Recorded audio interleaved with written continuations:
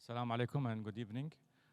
Thank you all for attending the event today, and especially the ones who come from Dubai and have to go through the traffic.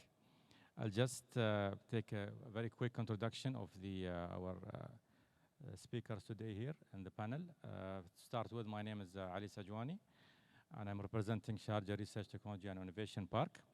And on my left side, Mr. Sham, I think, is just finishing a call. Hopefully, he will join soon. So Mr. Shyam Mohan is currently the VP Fintech and Enablers at Mastercard. He's leading Start Path for Middle East and Africa. Shyam combines vast experience in business development, payments, and digital to create meaningful engagements between banks, merchants, and startups. Mr. Namir Khan is one of the top leading fintech influencers, chairman of MENA Fintech Association, and advisor to leading fintechs, awarded as MENA's Future Fintech Leader by Central Bank of UAE and Abu Dhabi Global Market.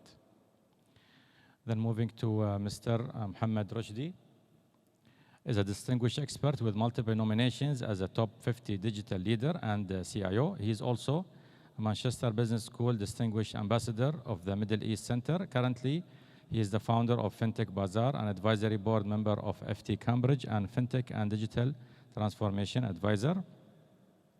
Mr. Ziad Alshobaki, currently is the co-founder of Go Finance, and in the past he also started Quisic and Vivotech. His companies deal with providing end-to-end digital payment scheme and leads the market by being the first contactless payment system. He has established himself as a digital and fintech entrepreneur, senior experienced executive with extensive international exposure in leading global multinational organizations like SAP, IBM, Google, American Express, A.T. Kearney, and WorldPay. Last but not least is Mr. Mustapha, is the CEO of Fliptin and co-founder of SaaS platform and AI in Africa. His work presents itself as a blockchain authorization platform that provides digital credentials with traceability. His goal empowers the youth to build an inclusive future with AI technologies. He also provides a service platform for fintech and blockchain startups, helping founders to reach markets quicker. What I'm hopefully aiming today to have this discussion between us is more interactive rather than going one by one, but we'll still start from the beginning with Mr. Naeem. Mr. Namir Khan. So, Mr. Namir, my question to you today, with all the move that we saw in the financial technology side, fintech moving very aggressive into the market, especially in the other part of the world, and disturbing the banking system and the traditional systems. Here in the UAE, at least in the past 5 to 6 years, we started seeing a lot of fintechs coming, getting established, and starting to create some noise and some and giving actually some good value back to the community. Since you also present the Fintech Association, probably you are aware of some of the challenges which these fintech companies are going through. If you can give us your view of what sort of challenges these fintechs are going through today, and maybe you can tell us what do you think is the right approach to fix these problems also. Well, thank you very much for having me. I'm audible, right?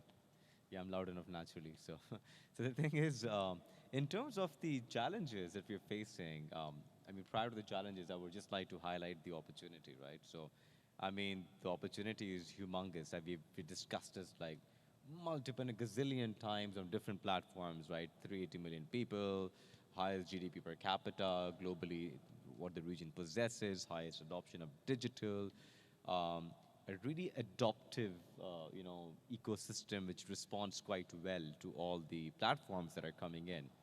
Now, when it comes to financial technology, it's a whole new different animal of its own, right? So this is where regulations take a lot more stricter action because eventually it's an asset that you have to protect, right, for the consumer. And then the central banks are a lot more, I would say, not really conservative, protective of, and rightly so, of the consumer's money, right?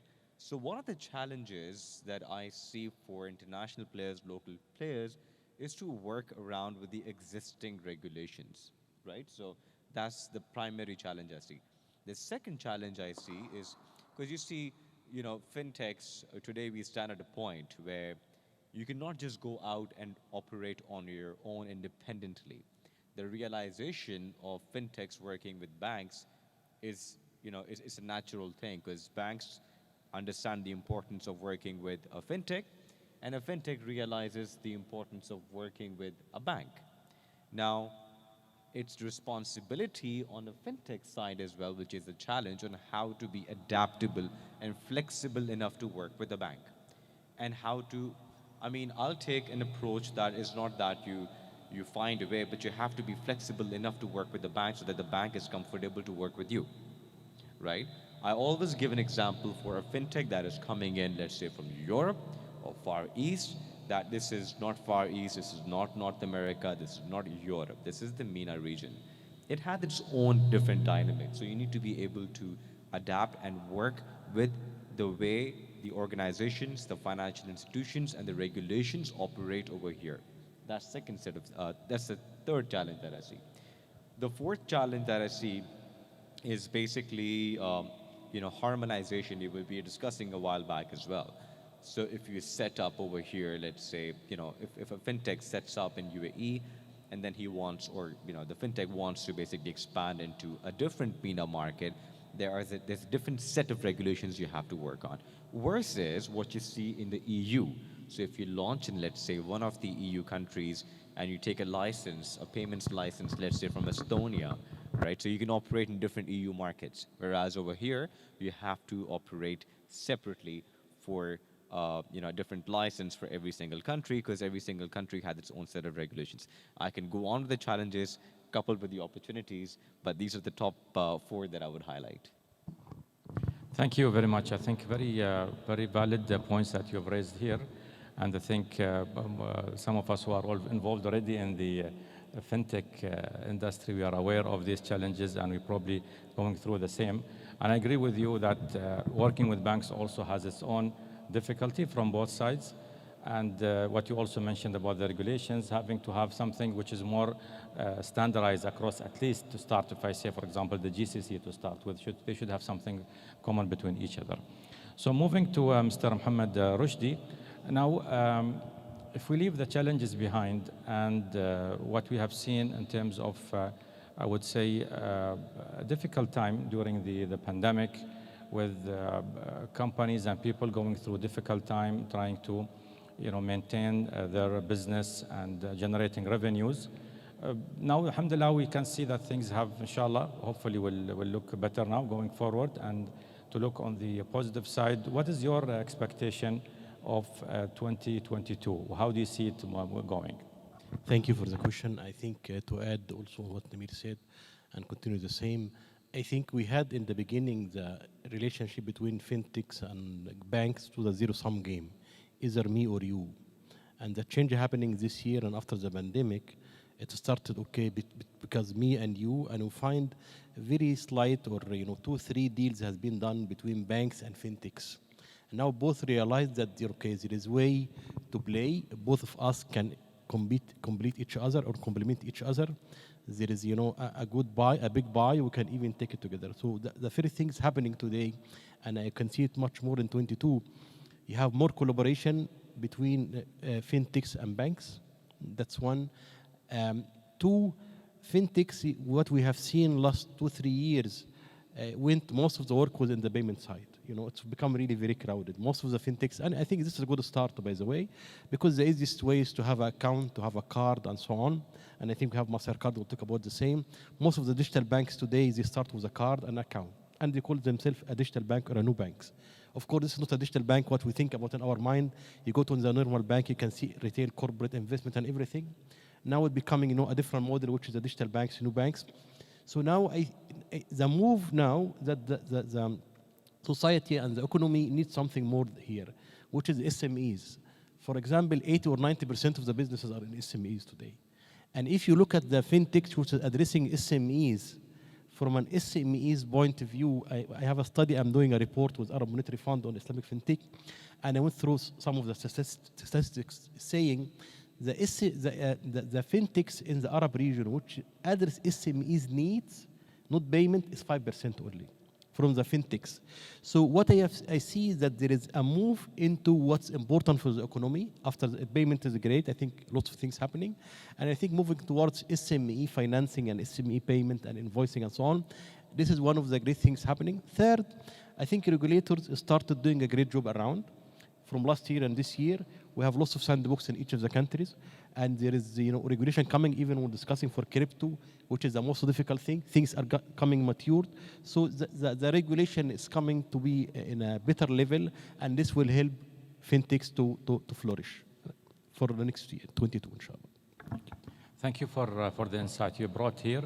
And like you said, we have digital banks which have been started so far. We have one in Dubai and we have two in Abu Dhabi.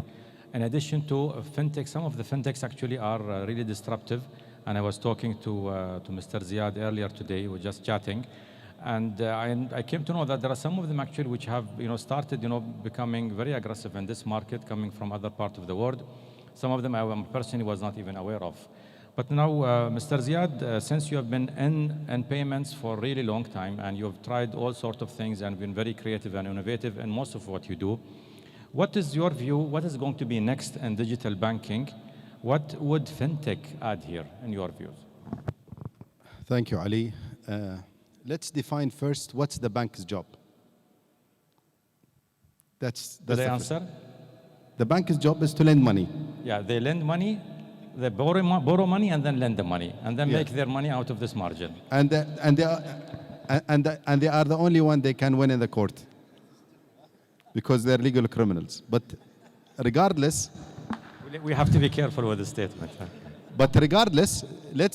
let's focus first at what's the bank's job. The bank's job is to lend money. The bank's job is not to risk his money in innovation, in startups, in developing technology. Now, I think they got today.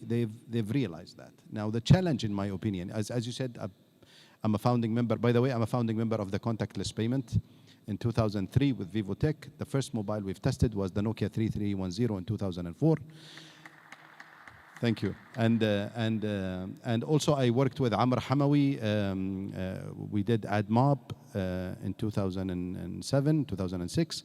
AdMob was acquired by Google in 2009 for 800 million. Later, I started MobiBox. MobiBox, it's an end-to-end digital payment scheme. And our main investor was Art Semberg. Art sold CyberSource to Visa for $2.2 billion in 2011. And of course, in 1996, I started the first company that developed websites in the Middle East. So I worked for Lotus 123 before the acquisition of IBM. So I spent quite some time in understanding the technology in different verticals. So back to the banks, fintech is the most challenging,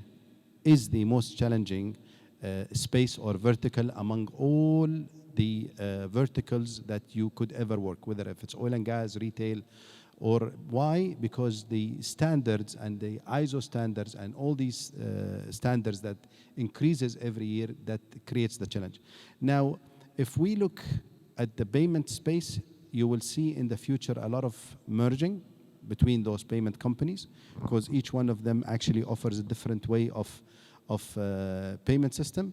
But the real challenge, in my opinion, is how those digital banks, like you've heard that Al-Abbar announced a digital bank, Abu Dhabi announced a digital bank, is how to digitize two products. Because every bank has two products. One is the retail products, which they do.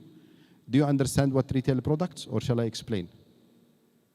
So retail products are credit cards, home loans, car loans, personal loans, and insurance. So these are the retail part of the bank. Now, how to digitize those 5 products? If we want to speak about digital, how you can digitize those five products. Now, in the other side is the investment banking, is also how you can digitize the investment banking.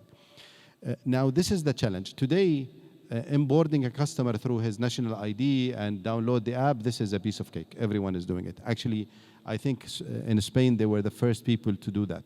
Even they were ahead of everyone. So when we speak about the future of challenging, Ali, the future of challenging in digital banks is how to digitize the whole ecosystem of the bank. As I said, the retail and the investment.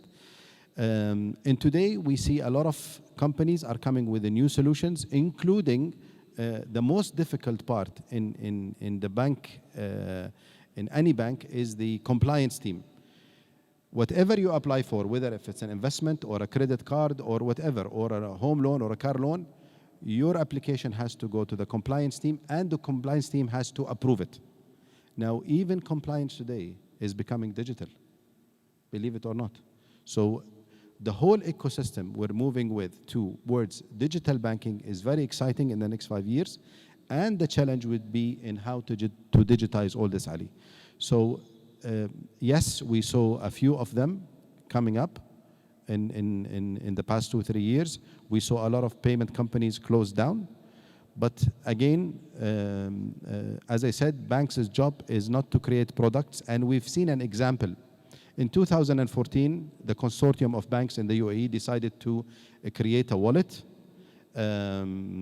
They signed a deal with Mastercard, $75 million, I think, or more. And until today, 7 years later, the product is not out yet. And you, Ali, knows about it. And Mohammed, you also know about it. And the guys from Mastercard also, he knows about it.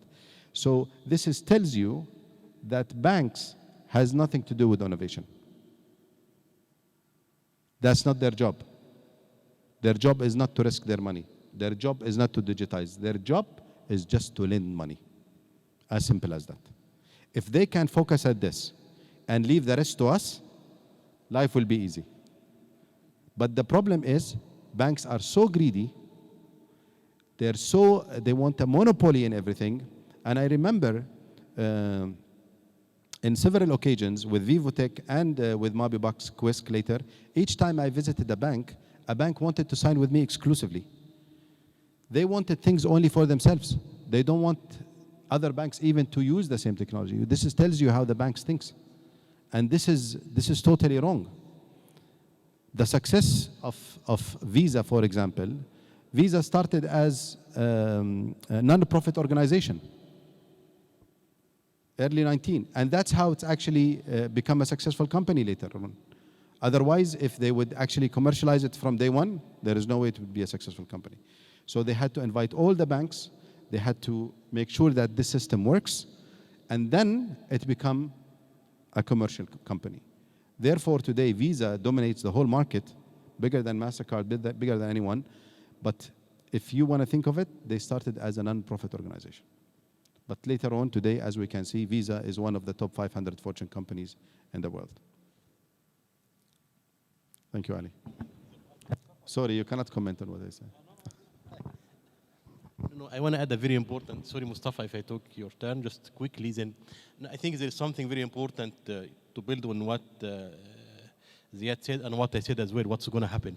There is something just for the audience's sake of knowledge, you might know about it. There's something called open banking, and there is open finance, there is open economy. Okay? Now, open banking, what does open banking means? Open banking means the banks are forced, in a way or another, to open their systems to fintechs.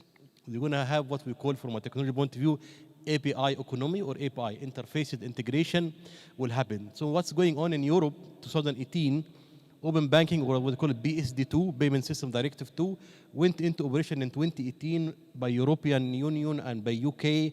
They forced them to open, so the fintechs and other innovators in the same country can access the customer data based on the customer consent and approval.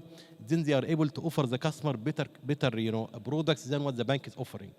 So this is creating what you call a competition between innovation fintechs and banks. Of course, a regulator coming in place to force this kind of regulation.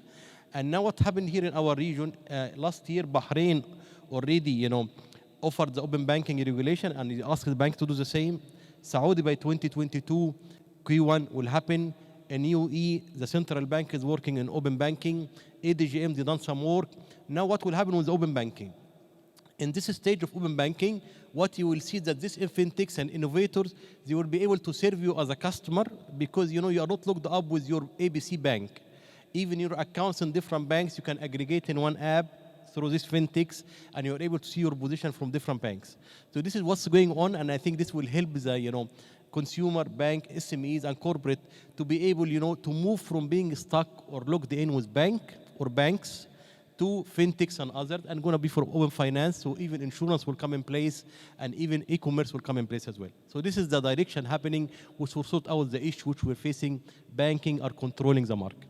Thank you. I hope just I make highlight some of the, adding to what you said as well. Thank you. Thank you. So I'll first start by commenting what Mr. Ziad said. So, طبعا Ziad is a very old friend of mine, and he never stops criticizing banks, even when he's sitting inside the bank. Right? So he's sitting in my office, drinking coffee and drinking water, and then he's still criticizing the bank when he's in my office. So I'm used to hearing all these type of comments from him, and I appreciate also the openness. Now back to Mr. Mohamed, what you mentioned about open banking. I'll tell you honestly, as an ex-CIO of Emirates MBD, in the banking sector, if we don't provide these open APIs, fintechs cannot use them, right? If we are closing up and we say, okay, I have a plan to build an open API platform, and I put it on the screen and I get approval to start implementing, but that never take any progress, then how can the fintech work with me? How can the open market, how can I really implement open banking? And this is one of the challenges which I have to push back on the banking, especially on the technology guys in the banking, saying, you need to open up. Tell us how you're really doing it. So we'll come back, inshallah, and maybe comment on this once we speak to our colleague here from Mastercard. But I just want to ask Mr. Mustapha there. Now, since you are very active in the fintech world and you are in touch also with fintech companies who approach you, and also the fact that you are based in, or at least you are also worked in Africa, what I want to hear from you first is that what is your view of the African market when it comes to fintech? And then maybe you can tell us a little bit about some of the successful stories that are there in the region which you think we might not be aware of. Okay, thank you. Thank you for having me here. I mean, it's a beautiful place. And I think we talked about a couple of points that I want also to touch base with when we talk about Africa and MENA in particular. So we're in an innovation hub. So we talked a lot about the banks. Fintech, financial technology is a word that exists already in the 90s. And innovation is also how do we generate these innovators from the local market, not just from coming from outside. So it means I used to work on WeChat payment actually for Africa and develop the first payment gateway for WeChat outside of China. It's 4 products out of 1,000 that went successful. Right? This is the ratio. So in order for us to have innovation, in order for us innovators that are successful, you need to have a big funnel. And this is also what, and that's one aspect. The second aspect, we are already in an opportunity here. I mean, this pandemic creates other type of opportunities. And I'll tell you why, because I started in mobile money in 2007, 2008. And one of the opportunities was this crisis, right, in Kenya that closed actually the banks. And that's how M.P.E.N.A kind of like really redirected a little bit their innovation idea to actually create peer-to-peer. Right? And that change of behavior, that's the other important aspect here, is actually the consumer, right? How do you change the behavior of that consumer? And that enabled actually the change of the behavior in that years, right? And this is what we're seeing now. We've seen a big peak in e-commerce, we've seen a big peak in digital payments. Therefore, we are, people are changing, right? Maybe here a little bit less than in Canada in terms of using cash, but still we're changing a lot here. And we have contactless and so on started earlier as we see here. So the other point is timing, right? So timing is so important of where you are in it because you can start for a long time and still how you get there. So what we see, not a battle actually always banking against actually fintech, but we see other players because when you say financial technology, that includes also insurance players. So I'll give you a nice success story of someone actually, an organization that actually disrupted completely the retail and the banking. It's a medical insurance, right? So that medical insurance is Discovery, sold everywhere in the world. They created a fidelization program. That fidelization program enabled them to understand the behavior, the consumer needs, right? And out of that fidelization program, now they understand the retail, they understand actually the people, and they demonstrate that they could change behavior, right? So out of that, now they actually, it took them a long time to build, to fight against a lobby of 4 banks to get a license. Now this medical insurance that understand very well the needs actually a bit closer to the users actually now have a banking license. And now they created the fast tracking all this optimization, we talk about automation and so on, they actually jump in, leapfrogging. That's what M.P.E.S.A did. That's what this bank is doing, right? Leapfrogging by using already AI. We didn't talk too much about the tech portion, but leapfrogging about using artificial intelligence in terms of better customer prediction models, leapfrogging in terms of the full mobility. That's the other thing that we see, right? People are not using anymore. Going to the ATMs, not using even PCs, right? We are using mobile phones. So they're leapfrogging, and now they're already much closer to that. So I think what we see is larger players coming from outside, not the traditional banks, but other financial services that had cash that already coming to disrupt. What we see also is that on open banking, Singapore created the first actually public-private platform that enable actually transparency and access. And so the regulator is an important aspect. If M.P.E.S.A today, I'll just give some numbers, out of Safaricom, so M.P.E.S.A is a mobile money within a telco operator, right? The telecom operator, so just the revenue of M.P.E.S.A represents 30% of the total revenue of the operator. Actually the same level as voice today. That's like close to $1 billion, right? What does it mean? It means critical mass, right? So I want to put back that in perspective of our market. One of the most successful payment companies in the market is Fowry. If you look at their financial statement, it's below 100 million, right, revenue. Yet, right, so coming back to the points of the gentleman here, and to finish on that, you will not be successful in the MENA region as an individual startup, as a student coming here and trying to come with ideas and having events on support, if you don't have actually critical mass. In order to critical mass, and this is a similar challenge that we had in Africa because I built payment gateways across, is actually going to apply for these licenses. So unless the regulators come together and facilitate in the fintech space, in the financial space, that touching everything really, to be here, but also be in Saudi, but also be in Morocco, I'm from Morocco, and be Algeria and so on, from all the way from here, how is it going to be difficult to actually be able to scale, right? And that's another challenge. And it might be, and to give back from the hand back to a Mastercard, that's where regulators and large platform providers enable us actually as a small startup players, and they come to me every day, right? Enable us actually to say, well, maybe that's how we can actually reach these countries. Thank you, Mr. Mustapha, for the insight. I have a question really quickly. I don't want to forget it. But why can't we tackle the critical mass across the world from here? Yeah, that's what I'm saying. Actually, I'm saying that we heard a lot about banking and things, but actually the driver, even for PayPal, I'll give you another example. PayPal. From here. PayPal was pushing the regulator. PayPal was pushing the regulator when they started, right? We mentioned Visa, but actually PayPal was pushing the regulator. Today, they are the ones stopping startups actually. Yeah, but PayPal had to pay $50 million in each state as a guarantee for it to work. Do you know how much this is cost? But today they are the one actually stopping other startups or emerging or buying other the competition, right? So the point here is that I appeal actually environments like this. First of all, to foster, you need a lot of people. So you need to bring people here to come and to merge this idea. So here, the future is changing immediately, right? We didn't talk about the jobs and the risks. Cybercrime is another. I talk about the jobs and the risks.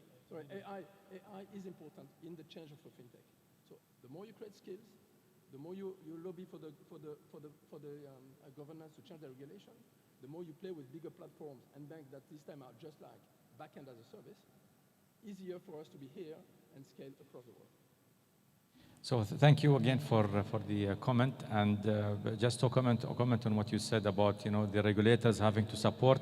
I think the regulators have to really take a very long step here, especially I'm talking about this region. Maybe some regulators in the other part of the world, especially I would say Singapore, maybe they are a little bit more advanced, they are more involved, they are encouraging also the banks to open up and so on. But in our region here, I think the regulator have to play a little bigger role into helping these type of fintechs. Now, moving to Mr. Shyam from Mastercard. Now, since you represent one of the big companies when it comes to payments, the mic is next to you, right? And we always look up to Mastercard and Visa when it comes to payments and the disruption that you have done in the history of payments by enabling most of the payments to take place. We also understand you are also under a lot of pressure now, right? With all these fintechs moving, and we see many of them eating from your cake. But I can also notice that your title is that you are fintech and enabler. So maybe you can tell us what is that you've in my Mastercard, how you're really handling, are you really opening up to work with fintech, what sort of support you provide, and so on. Great. Thanks, Ali, for that question. First of all, I want to apologize for joining a little bit late. So to the point that Ali was highlighting, right? If you think about Mastercard as a company, we used to be known as a credit card company up until about 10 years ago. We evolved ourselves from that into a payments technology company. So we are not just talking about credit cards or debit cards anymore. We are talking about a lot of the fundamental technology that go into the payments ecosystem. And for us, the vision is a world beyond cash. We know that 85% of the transactions today happen in cash. We want to digitize that because it's better for the economy, results in higher GDP, removes corruption and all the economic bad things that happen, right, associated with cash. So we reinvented ourselves to be a payment technology company. And the growth of fintech, contrary to what you were just mentioning, Ali, has actually been a good thing for us. The reason being, when you think about fintechs, right? So fintech is a very, very broad term. We were just working on a broad segmentation exercise within Mastercard to understand what the fintech universe is about. We came up with at least 20 segments within that. So this includes fintech customers or fintech players like neobanks, but also other companies who are getting into fintech. You think about what Amazon is doing, Uber is doing, Grab has done in Southeast Asia. So they are all businesses who are looking at financial services to monetize aside from their core services, right? So fintech as a term is quite broad. So from Mastercard, we think of them as the next level of evolution, which will help us achieve that world without cash. And it's extremely important for us to enable technologies that support them. So our objective, and even if you think about Mastercard as a traditional card organization, we are a network that facilitate a transaction globally. You can take, let's say, a Citibank card from here, go to Starbucks in New York, and make a payment there. That's something that we have been doing for the past 60 years. But now we think about technology capabilities beyond that, right? We think about how can we deliver P2P use cases for these fintechs in addition to our traditional customers. So we think about all those capabilities. We think about cybersecurity. There's a specific team within our organization that focus exclusively on cybersecurity because with the growth in technology, that's becoming extremely important.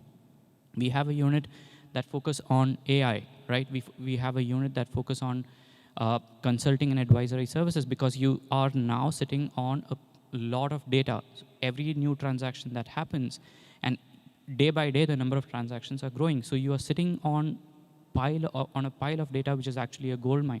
How do you get insights from that? So as an organization, we think about the fintech opportunities that exist to enable them to transact in a digital manner. And that is what is helping us drive growth. If you look at what's happened over the last year, in the peak of COVID, digitization has taken off. We saw a massive uptick in contactless transactions in e-commerce. Even people who were traditionally averse to transacting online, the elderly or people who just did not have the comfort of using e-commerce platforms, were forced to do e-commerce transactions, right? Just because of the way the world was in the last year in the midst of a pandemic. So we saw that digitization is something which can be adopted by everybody, irrespective of age, gender, culture, nationality. And that is something that we empower. So within our world, we look at fintech as a segment. So to the second part of your question as to why we have a fintech unit within Mastercard, we think of them as the next level of opportunity that we as a technology are able to empower. Any neobank that you think about would, issue cards, right? So that is something that is powered by us. So global digital banks like Revolut or Nubank use our network to issue cards. So they leverage our network to enable these transactions.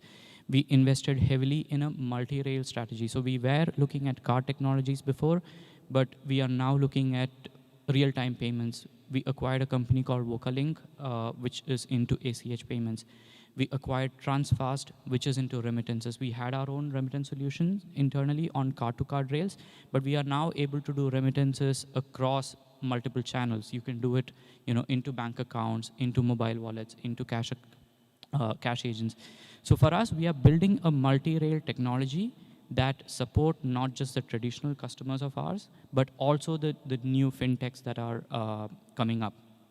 And the way we look at it is, as I was saying, it's not a one-size-fits-all opportunity for us. We look at fintechs by the stage they are in, the capability that they are able to offer, and what kind of solutions they need. And we have various programs to support that. It's under an umbrella brand called Mastercard Accelerate. And within that, we look at, value-added service providers catered through a program called StartPath.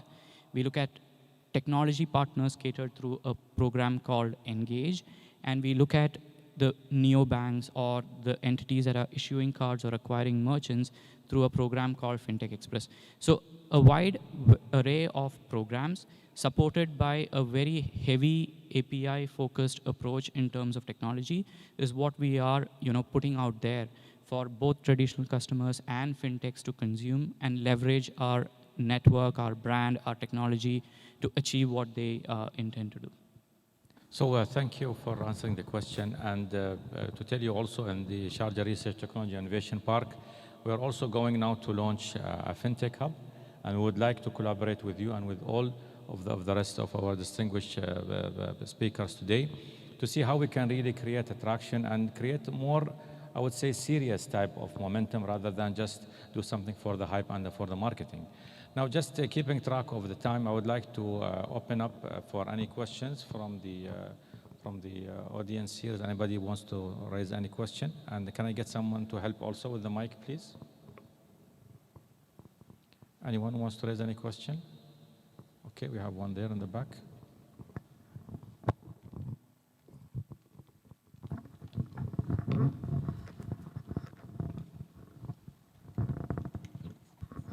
Assalamu alaikum. My name is Syed Raif and I'm a student. My question is, what's the future for peer-to-peer payments in the UAE, and when will banks start providing an API for startups to use the platform in the peer-to-peer payments to, facilitate cross-bank transactions? Okay, I'll give it a first shot and then let the rest of the panel answer. I think it's already begun. If you look at platforms like M.E.N.A that have launched, they are focusing on peer-to-peer payments, right?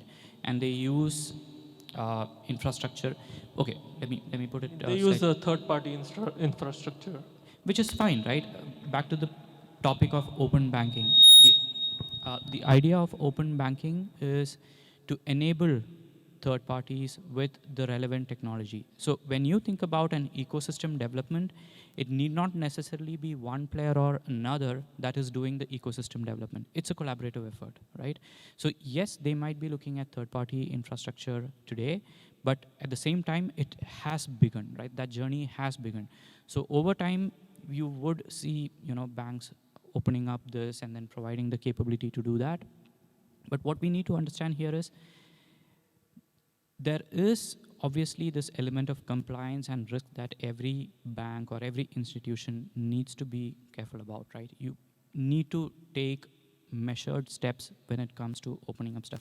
Yes, we know how important it is to open up stuff, but it should be done in a measured manner. And that's where, a lot of these startups coming in, testing out new technology, trying out, what will fit, what will stick and what will not, is going to help everybody in the ecosystem take that cohesive decision in terms of how this should evolve. So it is easy for us to think and expect that, yes, everything happens overnight, but there are, considerations that everybody is looking at, whether it's a regulator, whether it's a financial institution, whether it's a tech provider, that needs to come with some learning, some experiences, and we see that we are on that journey, right? Even if you look at a very advanced market like Europe, back to the question that was asked on, why can't we think about a situation where we open up everything sitting out of here? Europe has been on that journey, right, with the PSD2 mandate and open banking mandate. They enabled it across whatever 20 plus countries that are in the EU framework. So there is that forward-looking thinking coming, and a lot of regulators are looking at how PSD2 is going to evolve, how that is going to help the entire economies within the region, and what can we learn from them. We see that proactiveness, we see that, that forward-looking thinking and execution. But yes, it is happening in a measured manner, step by step, which is exactly what we expect it to be. So some of the platforms that we all use on a daily basis, such as Careem, right, and other platforms that are expanding into financial services, they've already gone into the testing environment, testing it in closed loop already at the moment. Whereas the regulations are concerned, I can take this and tell you that on the regulatory front, since I'm working very closely with the regulators, there's extreme openness that's coming in, right? But it's just taking measured steps. So on one end, the regulators are basically drafting, let's say, regulations, looking at it very closely, studying it. On the other hand, you have these platforms that are already in the testing environment, conducting those transactions within the closed loop to ensure that once they open it up, it complies not just with the regulations once they're ready, but they're ready with the tech as well. And in terms of the open banking players, you have players like DAPI, Tarabut Gateway, Lean Technologies, Codebase, Aeon, CallSign, and a couple of others. If I'm missing, I think I've named most of them. They're already operating here in the region. That also validates the point that open finance and open banking players are certainly eyeing at a wider opportunity into the region. So if you're looking into setting up something as well, if you're looking to, let's say, either set up one of your platforms similar to that, or maybe utilize any of those APIs that they would establish, then you should certainly look into it, keeping a 2-year, 3-year strategy in mind. Yeah, sorry, I'm interrupting, but I've looked into platforms like DAPI and Lean Tech, but the problem with them is they require a level of authorization from the customer that, like, a normal customer won't feel that he is ready to share that information. For example, like DAPI and Lean Tech, they ask for the internet banking ID and password of the customer. So everybody won't feel comfortable to give their sensitive information like that. So you call that something as screen scraping. Yeah. This thing, what you're saying is called screen scraping. In other markets, such as EU in North America, it has succeeded, for example, right? So Plaid does the same thing, which is a major success in the North American part of the world, right? Now, exactly what we discussed the first time, this market is different. Some things would work, some things may not work similar to that. Therefore, customers may feel comfortable, and sometimes customers may not feel comfortable. Therefore, the other point comes in, where does the regulator comes in? This is where the regulator comes in and sees, okay, I need to protect the consumer, right? Is he protected if he's actually giving out his details to a third-party platform like that? So the balance is going to come. I mean, right now, all of us are working on it very closely in open finance, very, very closely. So it's going to come. In terms of the security and authentication, even these platforms, as they are going to go mainstream, they will only go mainstream when there is strong customer, number one, authentication is there, number one, security of data is there, and simultaneously, if the consumer is protected. Just to add, Very crowded, to be honest with you. A lot of players who wants to do this in the market already there. The problem with this solution, as well as payment, is how you can be connected to a source of fund. Source of fund means a bank where your money is there. If you want to do a remittance through a wallet connected to a Mastercard or Visa card, the charges will be much higher. So the easiest way of doing the remittance is when you are connected to a sort of fund. Ali did with Emirates MBD a beautiful system. I remember when you can create a Western Union account on the app, and then you can transfer money directly from your bank account to anywhere in the world. I remember I was in the US, I was in Europe, I was in Africa, sending money to my family from anywhere in the world. So as long as you connect it to a source of fund, then they could be a successful transaction, whether it's peer-to-peer or international remittance. Otherwise, my friends, don't waste your time. I need just to, no, it's fine. I need to add something as well to the same, because the Zena, for example, they use Dabi, and it's great that you said you look at Dabi or whatever. And this will give you something very interesting. Where you are using open banking before open banking regulation come in place. So now what do you do as a consumer? You take your own decision. I used Zena for something just to try it and test it as well. As Namir said, you don't really save the password. It's like screen scraping. But at the same time, here you have a case where the regulation didn't come, but innovation is going faster than regulation. What will happen with open banking, open finance, and APIs? There is a major culture shift will happen. Even if you have regulation, you still, as a consumer, you trust banks more. Now you want to go to a fintech to try. It will take time really till this, a culture change, culture barrier will be there. Till we used to deal with non-banks, even if your regulation is there. But today I agree with you. When you go and use Zena or Mamos coming in the way and others, you're going to use one of these third party. In all cases, you're going to have a third party for open banking, for integration. But the cultural change will come. It will be great if you have the regulation backing these guys. Then you will be more comfortable to use. It's not about technology. It's about, does it make sense business-wise or it does not? For consumer, you have to. All these quotes in the middle, it does not make sense. Yeah, if you are going this way, as you said, because of the charges, I do agree. But if this guy is going to go to the bank directly without going through a gateway and paying more, and you are paying very little for transfer, or you see, they have even more innovation than really the transfers. You can split your invoices. You can do more innovative stuff around open banking. So I would say it's a consumer, it's a business case. If it's great for you, why you don't do it? If the bank is doing better for you, go to the bank. At the end of the day, nobody's pushing a technology to you. It's a use case. It's a benefit. Forget about the word open banking, open finance. We are saying it because we are in a panel today. But for you as a customer, you're going to use a platform. This platform you will be trusting. You're going to use it. It will save your money and time. Then you're going to use it. If it's not, and there is a security issue, you will not use it. But I think the culture, change or adoption, it will need some culture change, which we're going to go through it, actually. When we trust at a time an app, not the bank only. That's my view. Thank you.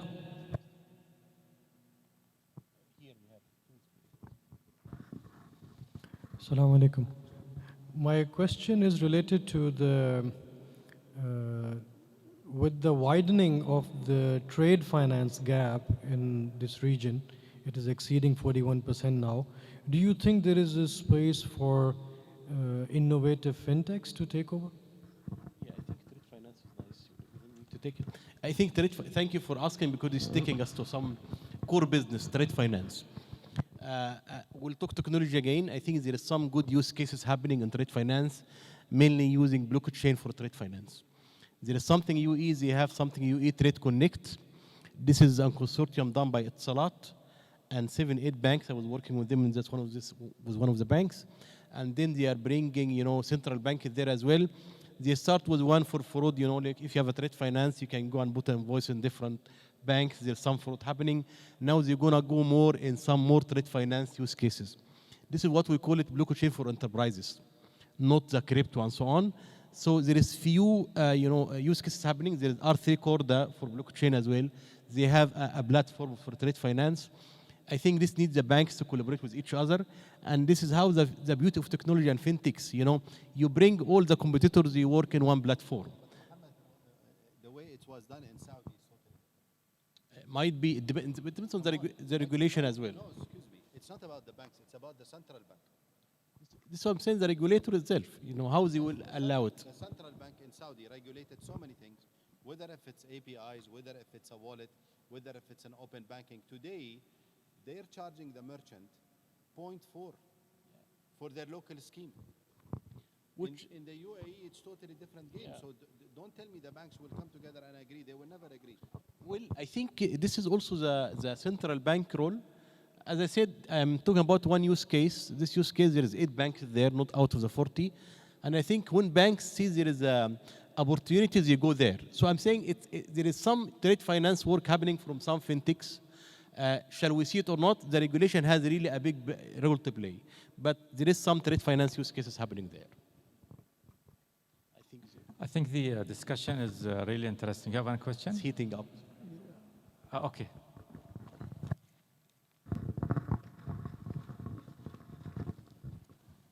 Thank you.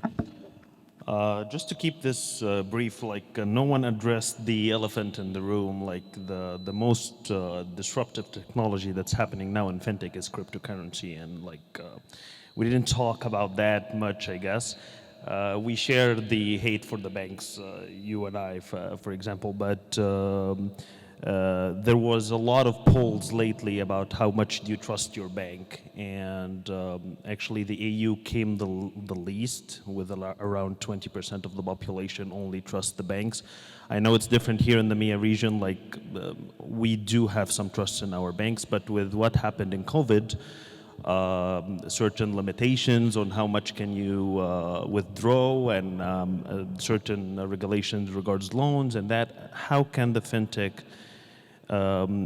disturb that area here and like make the consumer more trusting in the technology or the gap? Because fintech now is way behind when it comes to technology, for example. It's way behind every other industry because of those regulations, because of the protective nature of the industry. That's the first one. The second one, some major competitors, Facebook, Apple, and we've seen WeChat in China, are also getting into that.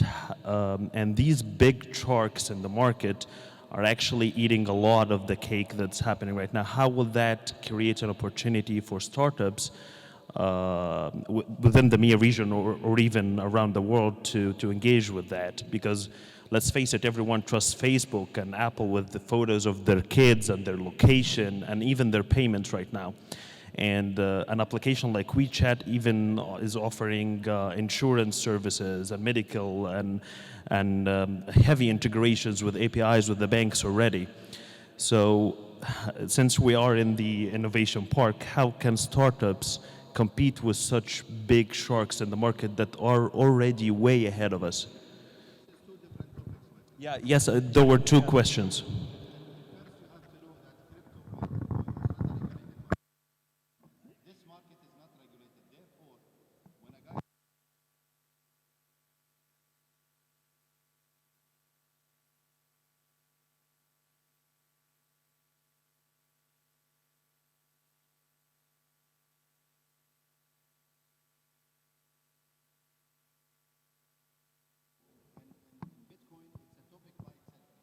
So, بالضبط, this is what I wanted to say here. If we start talking about crypto, I will have to conclude here because you've gone beyond time, and I would like you to continue to follow us on our channels because we'll have another discussion to talk specifically about crypto.